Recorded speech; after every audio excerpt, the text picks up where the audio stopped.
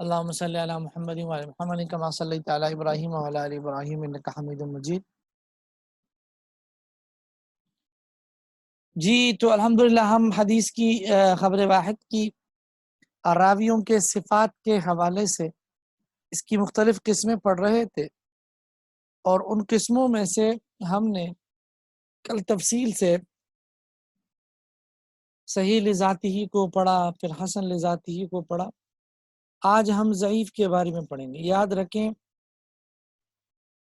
کل جو آپ نے حدیثی صحیح کی مختلف شرائط پڑھی تھی، جب وہ شرائط آپ کے سامنے ہوگی تب آپ کو حدیث کی ضعیف کی تعریف سمجھ آئی۔ ضعیف کی تعریف سے پہلے آپ صحیح کی تعریف کو میں مختصر دہراتا ہوں کہ صحیح کی تعریف میں جو ہے وہ 5 چیزیں ہونی چاہیے۔ نمبر 1، اس کے تمام تر راوی عادل ہو، تقوی والے ہو، جھوٹ نہ ہو، ٹھیک ہے۔ نمبر 2، ان کا ضبط یعنی حافظہ ٹھیک ہو، کوئی ایسا نہ ہو کہ کوئی حافظہ ان کا بہت کمزور ہو۔ اور نمبر 3، اس روایت کی سند متصل ہو، تمام لڑیاں موجود ہو، سند ٹوٹا ہوا نہ ہو۔ اور نمبر 4 ہم نے پڑھا تھا کہ اس روایت کی سند علت معلول ہونے سے محفوظ ہو۔ معلوم ہونے کا میں نے بتایا تھا کہ کوئی ایسی خرابی جس کی وجہ سے وہ سند ابدار ہو جائے، ٹھیک ہے۔ اور آخری 5 شرط یہ ہے کہ وہ شاذ بھی نہ ہو۔ شاذ کا مطلب میں نے بتلایا تھا کہ علم صرف میں آپ شاذ کسی اور چیز کو کہتے ہیں، لیکن جب ہم شاذ کا لفظ بولتے ہیں علم حدیث میں، اصول حدیث میں، تو اس کا مطلب یہ ہوتا ہے کہ راوی اپنے سے بڑھ کر ثقہ کی مخالفت نہ کرے۔ اس مخالفت کا مطلب کیا، یہ میں نے وضاحت کے ساتھ کل کے سبق میں بتلا دیا۔ تو اب آپ کو آج کے سبق میں ضعیف کی تعریف بتلا رہے ہیں کہ جس حدیث میں یہ 5 کی 5 شرائط نہ پائی جائے، یا اس میں سے کچھ پائی جائے کچھ نہ پائی جائے، اس کو ہم حدیث ضعیف کہیں گے، ٹھیک ہے جی۔ تمام شرائط موجود نہ ہو یا کچھ موجود ہو، تو یہ تو خیر یہاں بہت آسان بتلا دی۔ ویسے حدیث ضعیف کی پھر مختلف کیٹیگری ہے۔ یہ ٹیکنیکل انداز میں آپ اتنی بات سمجھیں کہ جو صحیح حدیث کی شرائط ہو، وہ شرائط جس میں موجود نہ ہو، اس کو ہم حدیث ضعیف کہیں، ٹھیک ہے۔ دیکھیں ذرا، فرماتے ہیں ضعیف وہ حدیث ہے جس کے راوی میں حدیث صحیح و حسن کے شرائط نہ پائی جائے۔ یاد رکھیں حدیث حسن کے حوالے سے بھی تفصیل سے بات ہو چکی تھی کہ حدیث حسن کے بھی وہی شرائط ہے جو حدیث صحیح کے، صرف صحیح اور حسن میں فرق یہ ہوتا ہے لذاتی ہی کی ہم بات کر رہے ہیں، صحیح لذاتی، حسن لذاتی ہی کی بات کر رہے ہیں، کہ جو صحیح کے راوی ہوتے ہیں ان کا ضابطہ، ان کا جو حافظہ ہے وہ مکمل ہوتا ہے، اس میں کسی قسم کی کمی نہیں ہوتی۔ حسن کے اندر بقیہ چاروں کی 4 شرائط پائی جاتی ہے، لیکن حافظہ جو ہے وہ کچھ کم ہوتا ہے صحیح کی بنسبت، ٹھیک ہے جی۔ تو یہ مطلب ہے حدیث ضعیف کا کہ جس میں حدیث حسن اور صحیح کی شرائط نہ پائی جائے، ٹھیک ہے جی۔ جی اس کے بعد ہم آتے ہیں صحیح لغیری۔ یاد رکھیں حسن لذاتی ہی کی تعریف آپ نے پڑھی تھی، جس کے اندر 4 شرائط۔ نمبر 1، اس کے راوی عادل ہو، اگر کا حافظہ کمزور ہو، سند متصل ہو، علت سے محفوظ ہو، شاذ سے محفوظ ہو۔ اب اگر کوئی حدیث ایسی ہے جو حسن لذاتی ہی ہے لیکن اس کی سندیں بہت ساری ہیں، یعنی کئی جیسی لڑی اور سند ہیں جنہوں نے اس حدیث کو روایت کیا ہے، ٹھیک ہے۔ تو اب ایسی روایات جو ہے یہ اگرچہ اپنی ذات میں حسن لذاتی ہی ہے، لیکن جب اس حدیث کی بہت زیادہ سندیں ہمیں مل گئی تو اب ہم اس کو صحیح لغیرہ ہی کہیں گے، صحیح لغیری کہنے کی وجہ یہ ہے کہ اب اس روایت کی سند میں کچھ تھوڑی سی مضبوطی آ گئی اور اس مضبوطی کی وجہ سے اب ہم اس کو صحیح لغیری ہی کہیں. وہ مضبوطی کیا ہے کہ اس کی کئی سندیں ہیں. ٹھیک ہے جی، ٹھیک ہے جی، یہ بات آ گئی جی. یعنی مثال کے طور پر امام بخاری نے ایک سند سے نقل کیا ہے کہ زید عمر سے، عمر بکر سے، بکر فلاں صحابی سے، اور وہ حضور اکبر صلی اللہ علیہ وسلم. اور ایک اور سند ہے جس میں خالد نے حامد سے یہی روایت کی ہے، حامد نے فلاں سے، فلاں نے فلاں سے، فلاں نے صحابی سے، صحابی نے حضور سے. تو اس طریقے سے اب حدیث ایک ہے، دونوں روایت تو ایک ہے لیکن اس کی سندیں کئی ساری ہیں. تو اگرچہ وہ حسن لذاتی ہی تھی روایت، کیونکہ اس کے راوی کا حافظہ مکمل مضبوط نہیں تھا، لیکن جب سندیں بڑھ گئی تو سندوں کے بڑھنے کی وجہ سے ایک قوت اور اضافہ آیا، اور جس کی وجہ سے وہ حدیث صحیح لغیری ہی بنی. ٹھیک ہے، فرماتے ہیں صحیح لغیری ہی اس حدیث حسن لذاتی ہی کو کہا جاتا ہے جس کی سند متعدد ہو. اس کے بعد حسن لغیری کو بھی سمجھیں، یاد رکھیں. حدیث ضعیف کی آپ نے اوپر ابھی تعریف پڑھی کہ جس کے اندر حدیث صحیح اور حسن کی شرائط نہ پائی جائے. ٹھیک ہے جی، وہ کیا ہوتا ہے؟ وہ حدیث ضعیف ہوتا ہے. ٹھیک ہے، اب اگر کوئی ایسی حدیث ضعیف ملے جس کی سندیں بہت ساری ہو، حدیث تو سند کے اعتبار سے کمزور ہے لیکن اس کی سند ایک نہیں ہے، کئی ساری سندیں. ٹھیک ہے، تو ایسی صورت میں حدیث ضعیف نہیں رہے گی بلکہ ان سندوں کی وجہ سے اس میں قوت آ جائے گی، اور اس کو ہم کیا کہیں گے؟ حسن لغیری ہی کہیں گے. فرماتے حسن لغیری اس حدیث ضعیف کو کہا جاتا ہے اس کی سندیں متعدد ہوں. نمبر 6 پر حدیث موضوع بڑی اہم ہے، اس کو ذرا دیکھیں. حدیث موضوع کس کو کہتے ہیں؟ یاد رکھیں، موضوع عربی کا لفظ ہے اور اس کا جو لٹرلی جو لغوی معنی ہے اس کا مطلب ہے من گڑت، اپنی طرف سے بنائی ہوئی بات.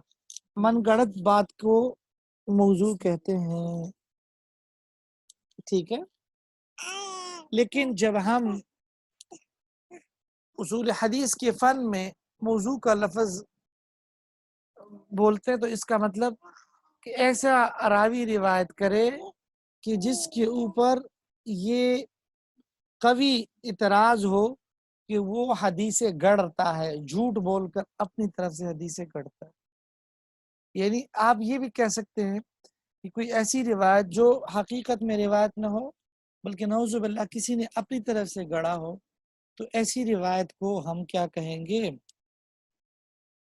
ہم حدیث موضوع کہیں گے. تو جو موضوع روایت ہوتی ہے ضعیف کے اندر تو پھر بھی کسی درجے میں گنجائش ہوتی ہے، لیکن جو موضوع روایت ہوتی ہے اس کے اندر کسی طرح گنجائش نہیں ہوتی، وہ بالکل من گڑت بات اس طرح سے ہوتی ہے. ٹھیک ہے جی، یہ ہمارے سامنے حدیثی موضوع کی تعریف ہے.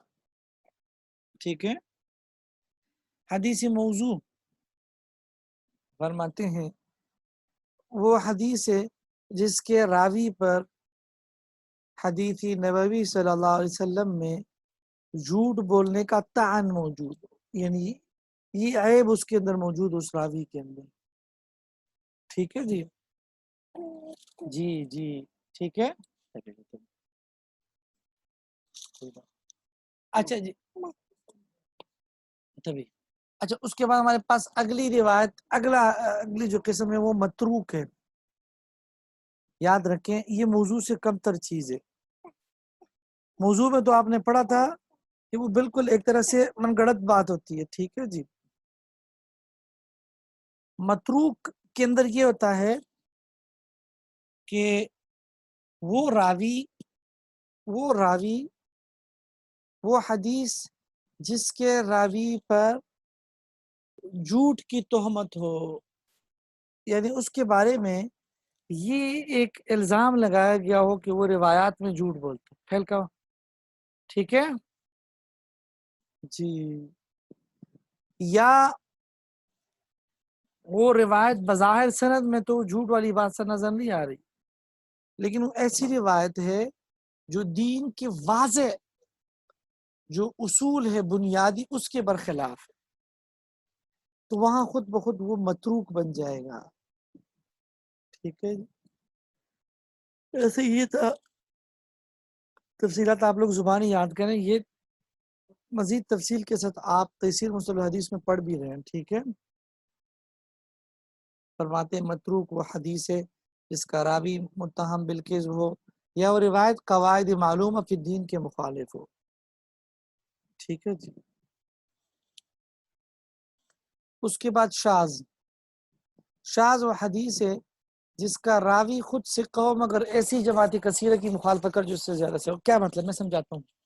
اصل میں نے کل اس سبق میں بھی اس کی مثال سمجھائی تھی شاذ کا. یہ وہی شاذ ہے جس کو جو آپ نے صحیح کی تعریف میں پڑھا ہے کہ روایت شاذ نہ ہو تو صحیح ہوگی. ایک شرط آپ نے یہ بھی وہاں پڑھا.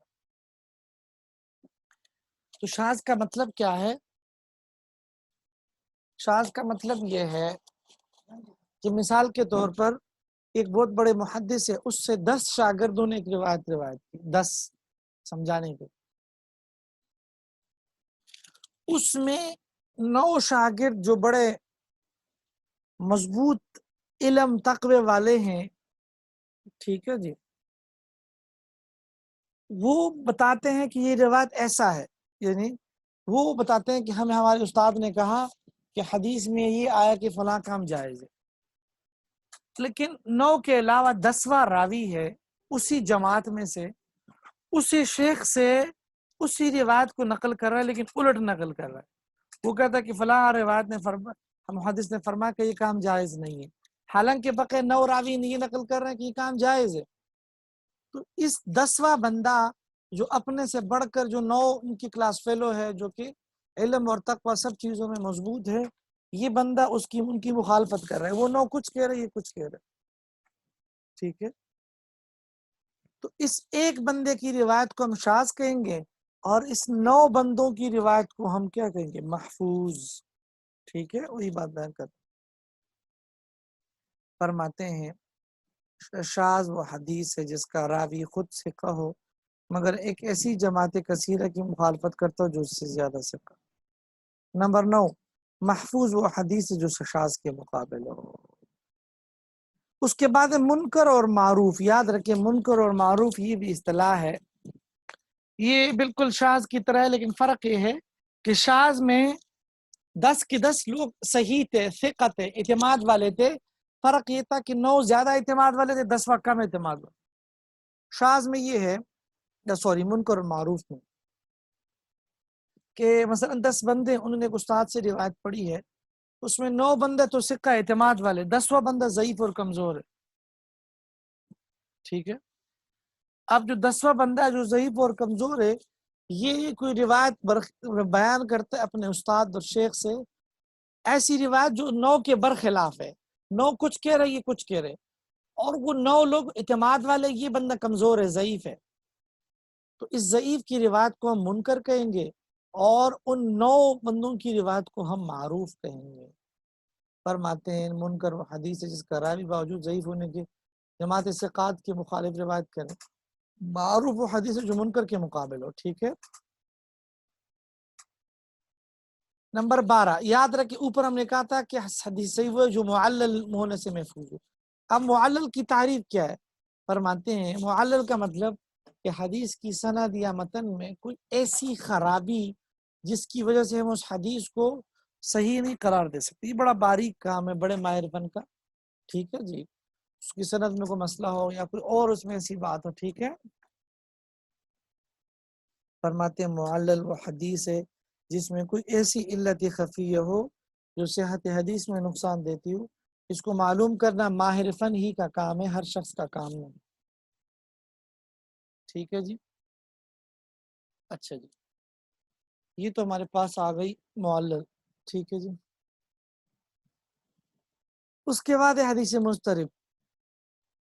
حدیث مضطرب کا مطلب یہ ہے کہ ایک حدیث ہے، ایک بندہ اس کا سند کچھ کہہ رہا ہے، دوسرا کچھ کہہ رہا ہے، تیسرا کچھ کہہ رہا ہے. ایک بندہ اس کے الفاظ کچھ بیان کر رہا ہے، دوسرا کچھ بیان کر رہا ہے، تیسرا کچھ بیان کر رہا ہے. اضطراب ہے ایک طرح سے. ایک سند میں بھی شک آ گیا، متن میں بھی شک آ گیا. بس اوقات اضطراب ایسا ہوتا ہے کہ آپ اس کو جسٹیفائی کر سکتے کہ نہیں جی فلاں فلاں بندے سے غلطی ہو گئی، یا فلاں نے اس کو اس طرح دیکھا، فلاں نے اس طرح دیکھا، یعنی تطبیق کر سکتے ہیں یا آپ ترجیح دیکھ سکتے ہیں. اگر آپ اس کو کسی طریقے سے آپ اس کی جسٹیفیکیشن کر سکتے ہو کہ اس کا مطلب یہ ہے، اس کا مطلب یہ ہے، ٹھیک ہے،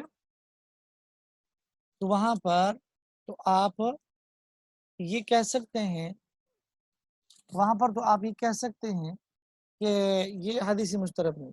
لیکن جہاں پر اس قسم کا ہو تو وہاں پر بھی حدیث کمزور ہو جاتی ہے، ایسی حدیث کو حدیث مضطرب کہتے ہیں. ٹھیک ہے جی. جی ٹھیک ہے. فرماتے ہیں حدیث مضطرب و حدیث ہے جس کی سند یا متن میں ایسا اختلاف واقع ہو جائے کہ اس میں ترجیح یا تطبیق نہ ہو سکے. ٹھیک ہے جی. جی مقلوب وہ حدیث ہے کہ جس میں راوی سے بھول ہو جائے اور بھول کی وجہ سے تقدیم و تاخیر ہو جائے. مثلا وہ کہنا چاہتا ہے زید بن بکر، وہ بکر بن زید کہہ رہے سند میں، باپ کو بیٹا، بیٹے کو باپ بنا دے، یا حدیث کے روایت میں کوئی ایسی تقدیم و تاخیر ہو جائے. ٹھیک ہے جی. مقلوب و حدیث جس میں بھول سے متن یا سند کے اندر تقدیم و تاخیر واقع ہو گئی، لفظ مقدم کو مؤخر، مؤخر کو مقدم کیا، یا بھول کر ایک راوی کی جگہ دوسرے راوی ذکر کیا. ٹھیک ہے. مصحف و حدیث ہے کہ جو الفاظ کی شکل ہے، اعراب ہے، نقطے، اس کی وجہ سے غلطی واقع ہو جائے، ایک راوی کچھ روایت کر دوسرا کچھ. ٹھیک ہے. مصحف و حدیث جس میں باوجود صورت خطی باقی رہنے کے نقطوں اور حرکت اور سکونوں کے تغیر کی وجہ سے تلفظ میں غلطی واقع ہو جائے. اور نمبر 16 حدیث مدرج، جہاں راوی اپنی بات بھی درمیان میں ایڈ کر دے، اپنی تشریح ایڈ کر دے، اپنی رائے حدیث کے میں ایڈ کر دے، حدیث کے الفاظ یا آخر میں اپنا کچھ ایڈ کر دیں، تو ایسی حدیث کو حدیث مدرج کہتے ہیں. وہ اپنی طرف سے ادراج کرتا ہے، اپنی طرف سے کلام اس میں ڈالتا ہے. ٹھیک ہے جی. مدرج وہ حدیث ہے جس میں کسی جگہ راوی اپنا کلام درج یعنی داخل کر دے. یہ الحمدللہ یہ ہماری یہ ایک تقسیم مکمل ہوئی 16 کے 16. کل ہم یہ تقسیم نمبر 4 پڑھیں گے، آپ لوگ بھی اس کو یاد کر کے لائیں. ٹھیک ہے.